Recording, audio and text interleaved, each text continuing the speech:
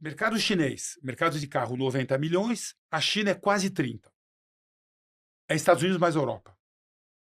Mas a China tem um monte de características que eu acho fascinante. Primeira coisa da China que é interessante é o seguinte: a China não tem fuso horário. Você sabe que ninguém sabe disso? Você fala com as pessoas, porque quando você vai para a China, você vai para Xangai ou para Beijing. Ninguém vai para o interior da China. Até porque lá não tem muita riqueza por enquanto. Mas a China não tem fuso horário. A China é um fuso horário só. Isso quer dizer o seguinte: quando você viaja para o oeste da China, indo em direção à Europa, começa a anoitecer bem mais cedo, porque o fuso horário não muda. Então, por exemplo, a China faz fronteira com o Paquistão. Mas é uma fronteira meio estranha, porque é no meio do Himalaia, mas faz fronteira com o Paquistão. Quando você atravessa a fronteira, é 3 horas mais cedo. Na, na, na, quando é 7 horas, quando é, por exemplo, 2 horas da tarde na China, é 5 horas da tarde, é 3 horas mais tarde, depende de onde você está. Então é assim, na China é assim, no inverno, em Beijing, Xangai, Shenzhen, Chengdu, Chongqing, as maiores cidades chinesas não são muito longe do litoral. Nessas cidades, anoitece às 5 da noite. Quando você vai para o interiorzão da China, anoitece às 2 da tarde. E se você atravessa a fronteira, lá é 3 horas mais tarde. Ou seja, a fronteira tem 3 horas de decalagem. A Rússia, quando você olha o lado à esquerda no mapa, que é o oeste, na China, a Rússia tem 4 horas. No fim da China aqui, depois da Mongólia, tem 4 horas, porque a Rússia tem um monte de fuso horário. Ou seja, a primeira coisa interessante da China, ou curioso, a China não tem fuso horário. E é um país gigantesco. O Brasil tem 3 fuso horários, a China tem 1 fuso horário. O Brasil tem um horário, aí depois Cuiabá, Campo Grande tem outro, e o Acre tem outro. Só o Acre. Mas a China é mais esticada Não, assim. não são 4, não? Tem Fernando de Noronha, né? Tem Fernando de Noronha. São 4. Mas a China é um só. Os Estados Unidos tem 4. Tem 4 horários diferentes, né, nos Estados Unidos. Então, primeira coisa, lá não tem. Tem outra coisa interessante da China, que também pouca gente sabe, que é o seguinte: na China tem um controle muito grande de migração interna. Então, a China não é uma democracia. Você não sente isso quando você está lá, mas não é.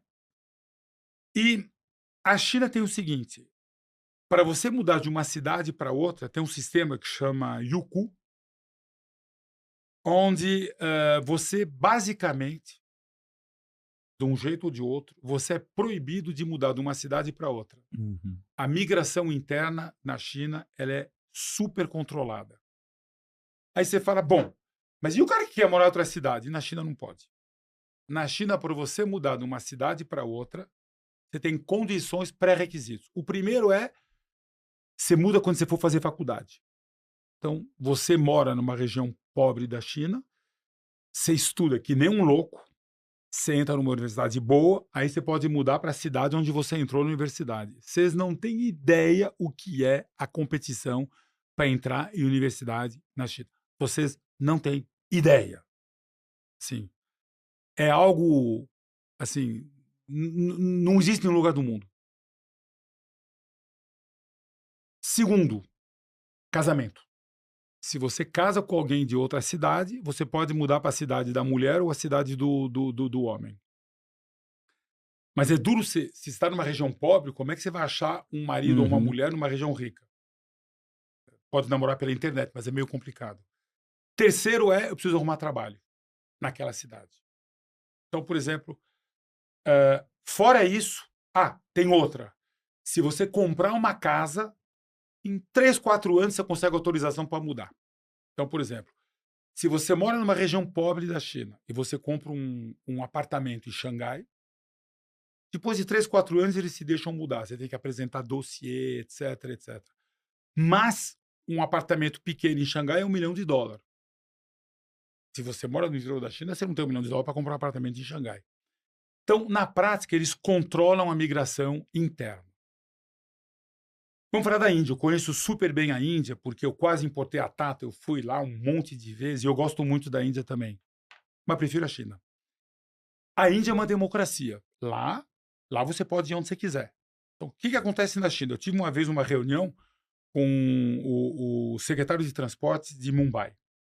E ele contava para mim o seguinte: quando você tem uma inundação no sul da China, no sul da Índia, e acontece nas monções, você tem 500 mil pessoas que chegam em uma semana em Mumbai no teto dos trens. 500 mil pessoas. Ele falou assim: 500 mil pessoas. Eu não tenho onde pôr, eles vão acampar, eu não tenho esgoto, eu não tenho comida, eu não tenho nada para esse pessoal.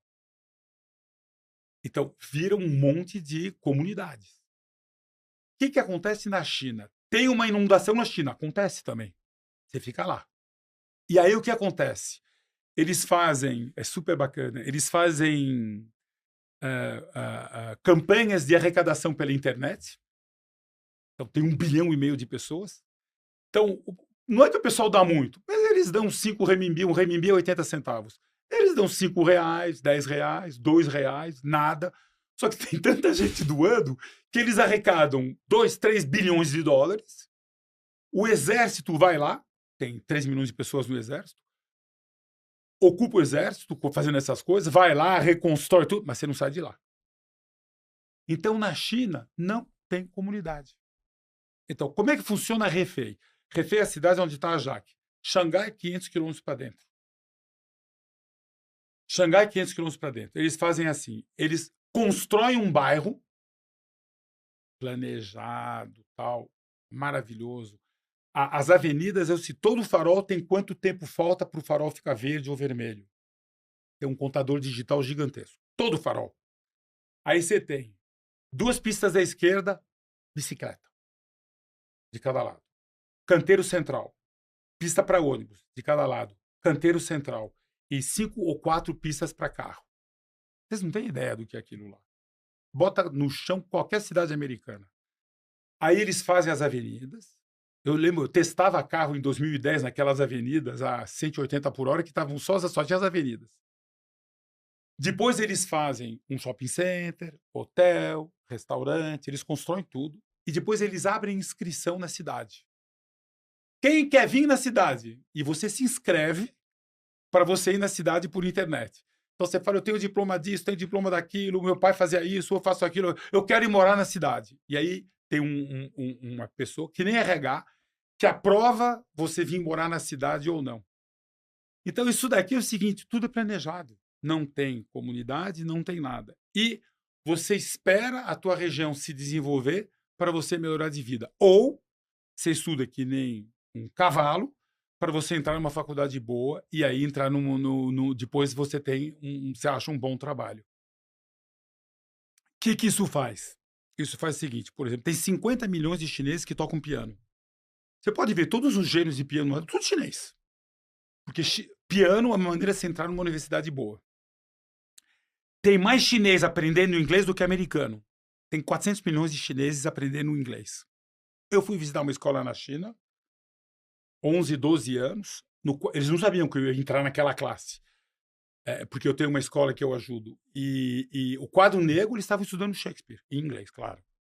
Então, a criança chinesa, todos os meus amigos chineses que têm 30, 35 anos, eles falam, eu não tive infância. Porque de 5 a 16 anos, eu estudava de manhã, à tarde e de noite. Ninguém brinca lá. Quando você entra na faculdade é outra coisa, aí sim. Mas até entrar na faculdade, ó. Então, o fato de você não ter migração interna, ou essa migração interna ser bem controlada, faz com que as diferenças das pessoas sejam enormes até do ponto de vista físico. Então, por exemplo, o chinês do norte, ele é alto, peludo e forte, porque ele se alimenta de raiz. Batata, cenoura, o que nasce debaixo da terra, porque lá faz fronteira com a Sibéria. Uhum. E é impressionante, você vê um chinês, você fala, esse cara é do norte. Você vê o porteiro do hotel de uma cidade do norte é do meu tamanho, 1,90 m, 1,92 m. O chinês do sul, ele é baixinho, não tem pelo, e porque ele se alimenta de arroz. A alimentação dele é à base de arroz.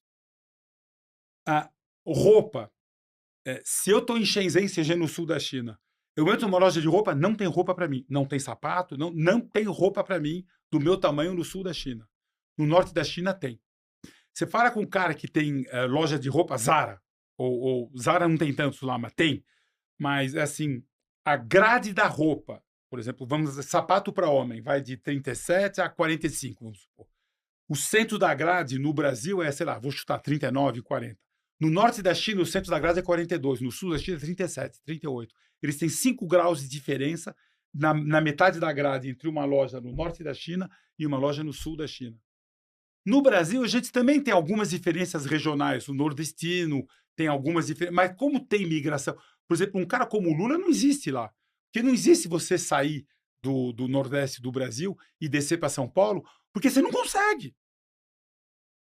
Então, você, assim, por exemplo, as cidades são todas por categoria. Então, você tem uma cidade, categoria 1. Tem 5 categoria 1. Beijing, Xangai, Shenzhen, Chengdu, Xingkong. São as 5 grandes cidades, que são cidades de 20 milhões de habitantes, onde eles chamam categoria 1. Para ir morar numa cidade, é muito difícil conseguir autorização. Se você mora numa categoria 2, categoria 3 ou categoria 4. Hefei, a nossa cidade onde tem a Jaque, é categoria 3. Nanjing, que é perto, Nanjing quer dizer capital do sul, Beijing, capital do norte. Nanjing é categoria 2. O cara que mora em Hefei e que quer morar em Nanjing, primeiro tem que arrumar emprego em Nanjing. Conseguiu. Tem um cara que cuidava da gente na Jaque que foi trabalhar em Nanjing. Ele levou 1 ano e meio para ter autorização para mudar com a família para lá. E se você muda sem autorização, você não tem escola, você não tem hospital, você não tem nenhum serviço do governo. Então, você é obrigado a esperar para ter autorização. E isso faz com que a China, as diferenças regionais são gigantescas. Aí o pessoal pergunta como é que é o chinês. Não existe um chinês. Existem 10 chineses diferentes. Não existe um chinês, porque o chinês do norte, o chinês do centro, o chinês do oceano, o chinês do sul, eles são completamente diferentes e eles não se misturam. E a língua falada é a língua escrita é a mesma. Por exemplo, se você mora no sul da China, você quase não entende o que o cara do norte da China fala. É que nem, por exemplo, o inglês da Austrália e da Nova Inglaterra da Irlanda. É a mesma língua, mas o sotaque, assim, os caras quase não se entendem. Ou o inglês do Texas. Então, as diferenças regionais na China são tremendas. Então, a China é o seguinte: PIB da China, 18 tri. A renda média da China, 13 mil dólares. Mas isso é renda média. Na China é o seguinte: você tem 350 milhões de chineses que moram entre mais ou menos uma faixa de 300 quilômetros do mar. Esses 350 milhões de chineses têm uma renda média maior que a italiana. Quase francesa. Eles têm 35 mil dólares de renda per capita. 350 milhões vezes 35 mil dólares dá 1 tri. Então você tem 1 trilhão, você tem 10 tri. Você tem 350 milhões de chineses que têm uma renda per capita europeia, com um custo de vida super baixo. PPP deles é quase americana. Eles têm 35 mil dólares de renda per capita, o PP deles é 70. Custo de vida relativamente barato, comida barata, trem barato, etc. Mas para carro, lembra? Não. Porque carro é um bem tradable. Esses 350 milhões de chineses, eles são relativamente ricos, bem mais ricos que a gente. A gente em São Paulo, nossa renda per capita média em São Paulo, na capital, é 18. Né? Eles têm 33, com PPP de 70. O outro trilhão de habitantes tem renda per capita igual à Nigéria, 6 mil dólares.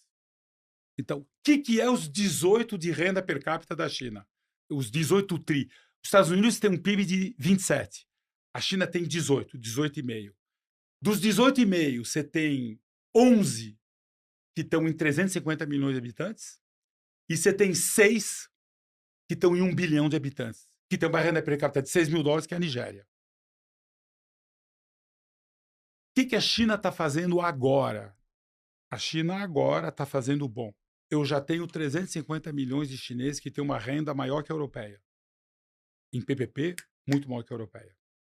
Agora eu quero cuidar dos 6 mil. Então, eles ainda têm muito desenvolvimento para fazer. Então, eles estão... E a vantagem da China tem um inconveniente que não é uma democracia, mas tem algumas vantagens. Quando o governo decide alguma coisa, todo mundo faz. Então, o governo fala, eu quero pôr carregador em todas as estradas. Em 2 anos, você tem carregador em todo lugar, porque é eles que colocam. Ah, dá prejuízo. Faz mal. Eles têm 2 milhões de carregadores. Estados Unidos tem 180 mil. Aí, outro fator cultural. Na China, eles têm uma linha de trem de alta velocidade impressionante. Mas assim, gente, vocês não têm ideia o que é um trem na China.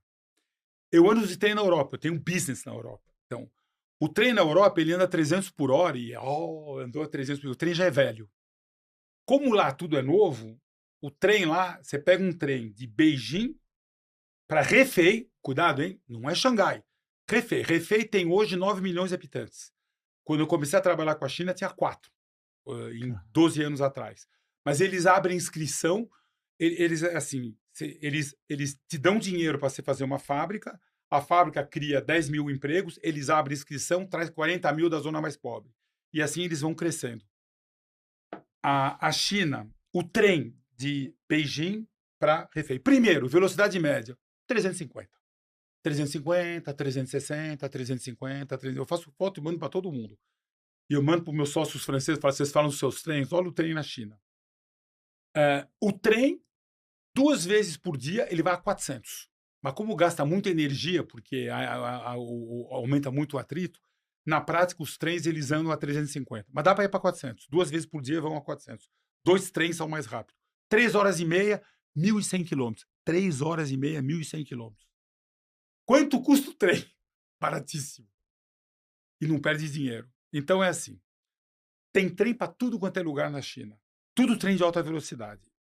Os Estados Unidos tentaram fazer uma linha de São Francisco para LA de alta velocidade. Faz 10 anos que estão fazendo, não conseguem fazer, porque eles não conseguem fazer desapropriação. Aí o cara quer que passe na cidade dele. Ih, meu Deus do céu. Aí eles chamaram os chineses para ajudar. Estava no Business Week. Aí o chinês fala, quantos quilômetros você faz por dia? Não. Por semana. Não. Aqui a gente tenta fazer 10 quilômetros cada mês. O cara fala, a gente faz 2 quilômetros por dia. Aí o americano, no Business Week, como é que você faz? Ele fala, é fácil, a gente está fazendo 5 mil quilômetros de alta velocidade por ano, então pra gente, vem tudo em módulo pré-fabricado, a gente encaixa. É impressionante. Impressionante. Aí o governo chinês, ele faz o seguinte, se você nasceu na década de 80 na China, ou seja, você tem 45 anos, o mercado de automóveis na China era 500 mil carros em 1990. 500 mil. 2 milhões no ano 2000, que era o mercado brasileiro. 10 milhões em 2006, 2007. 20 milhões em 2015 e 30 milhões hoje. Se você tem 40 anos, quando você vai comprar um carro elétrico na China e o vendedor fala, olha, para viajar é complicado. Ele fala, mas eu vou de trem, sempre viajei com meus pais de trem. Porque se você tem 40 anos na China, você nunca viajou de carro com seus pais, porque seus pais não tinham carro. Porque até o ano 2000, tinha 2 milhões de carro, 2 milhões para 1,5 bilhão de habitantes. E em 1990, tinha 500 mil carros no mercado lá. Então, ninguém tinha carro. Então, quando você chega para um brasileiro e você fala, olha, você não vai poder viajar de Vitória de BH para Vitória para ir para a praia, o brasileiro fala, mas eu vou como? Eu ia com meu pai e minha mãe. Porque a gente ia com papai e mamãe para a praia, de carro, 500 quilômetros. O chinês, primeiro que tem trem. E segundo, ele vai falar, mas tudo bem, eu sempre fui. Então o chinês compra carro com 200, 300 quilômetros de autonomia e tudo bem. Porque culturalmente, depois trem é barato. Eu estava falando da Polônia. Para você pegar um trem em Paris e ir até Marsella, é 100 euros. E de volta, 200. Papai, mamãe e 2 filhos, 800. Francês médio não tem 800 euros para ir de trem para Marsella. Esse mesmo trem na China, para fazer 800 quilômetros, em vez de 800 euros, 4 pessoas, custa 150.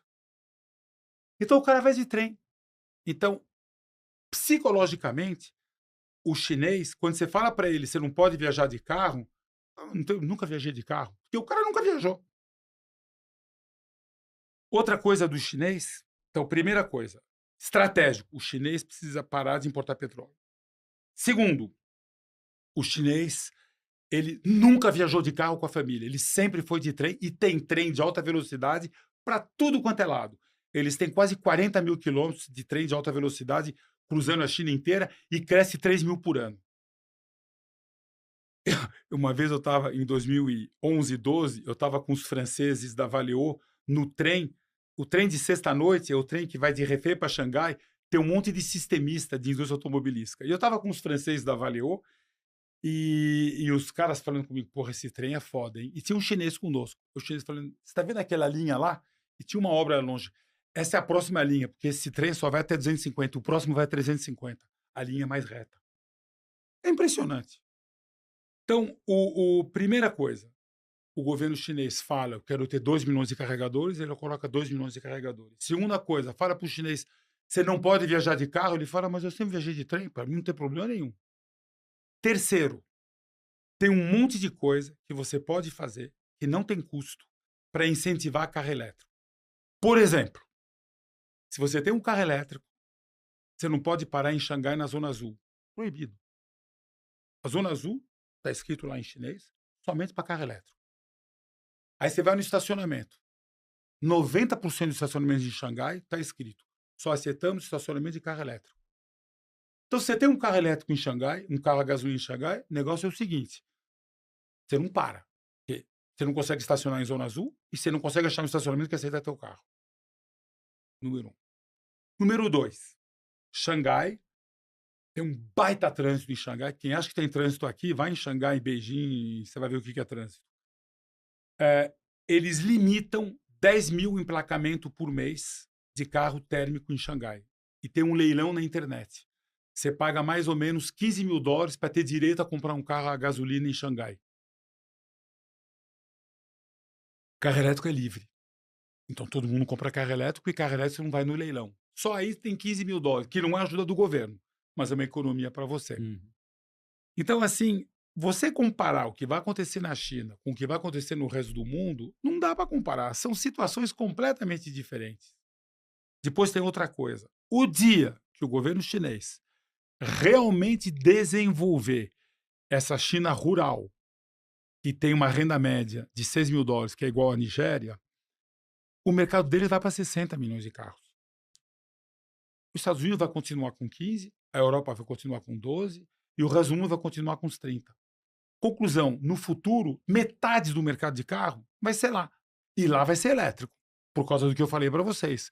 O pessoal não se incomoda de não poder viajar e lá eles precisam parar a importação de carro a gasolina.